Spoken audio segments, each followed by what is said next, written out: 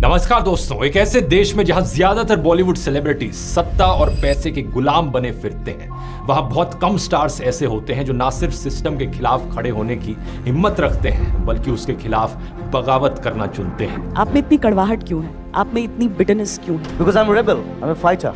जुबीन गर्ग उन्हीं कुछ बागियों में से एक थे। जुबीन गर्ग का नाम हर गली नुक्कड़, हर त्योहार, हर दिल की धड़कन में बसा था। Tears in their eyes, grieving the loss of soul of Assam. Everyone felt the absence of the superstar and the voice of a generation. क्यों आखिर एक सिंगर की मौत पर पूरा राज्य क्यों ठहर गया? इसका जवाब है दोस्तों, क्योंकि जुबीन सिर्फ एक सिंगर नहीं थे। इन लोगों में एक नई उम्मीद जगाती है। प्यार, निराशा और होप को लेकर उनकी मेलोडीज आसाम में चल रहे वायलेंस के बीच एक ताजी हवा की तरह थी। इनके गानों ने एक पूरी जनरेशन को प्यार के बारे में सिखाया। अनामिका आसाम की पहली रॉक एल्बम थी। ये एल्बम रिलीज होते ही इंस्टेंट हिट साबित हुई।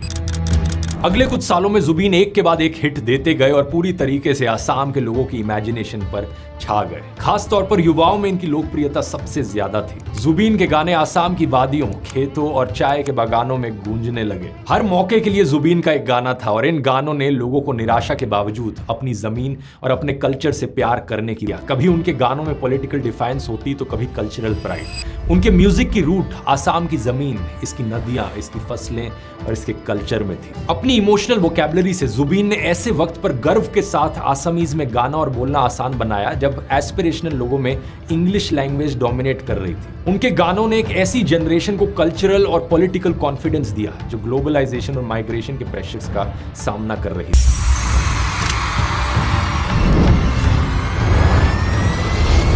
लेकिन सबसे दिलचस्प बात यह है कि जब वो बॉलीवुड में अपने करियर में अपनी पीक पर थे, तभी उन्होंने मुंबई को छोड़ दिया और आसाम वापस आ गए। एक इंटरव्यू में उन्होंने कहा कि बॉलीवुड में बहुत एटीट्यूड है। जुबीन ने कहा कि आसाम में वो एक राजा की तरह है और राजा को कभी भी अपना किंगडम छोड़ना नहीं चाहिए। कुल मिलाकर इन्होंने 40 से ज्यादा भाषाओं में 38,000 से ज्यादा गाने रिकॉर्ड किए। अब यहां तक की कहानी सुनने के बाद आपके मन में सवाल जरूर आएगा कि पॉपुलर आर्टिस्ट तो पहले भी बहुत हुए हैं और सिंगर्स तो आज भी ढेर सारे बहुत हैं जो काफी पॉपुलर हैं, तो जुबीन में ऐसा क्या खास था? इसका जवाब है दोस्तों कि जुबीन की पॉपुलैरिटी केवल उनके म्यूजिकल टैलेंट की वजह से नहीं थी। आज हर किसी के पास जुबीन से रिलेटेड एक किस्सा है, उनके साथ एक तस्वीर है, क्योंकि जुबीन लोगों के बीच, लोगों के लिए जीते थे। ये कभी मजदूरों के साथ सड़क पर ही बैठ जाते और उनके साथ खाना खाने लगते, तो कभी सब्जी वालों और रिक्शा वालों की मदद करने लगते। ये हर मुसीबत में अपने लोगों के साथ खड़े हुए। अलग अलग सोशल कॉजेज के लिए इन्होंने खूब डोनेट किया और इन्होंने अपने जीवन में हजारों परिवारों की मदद करी।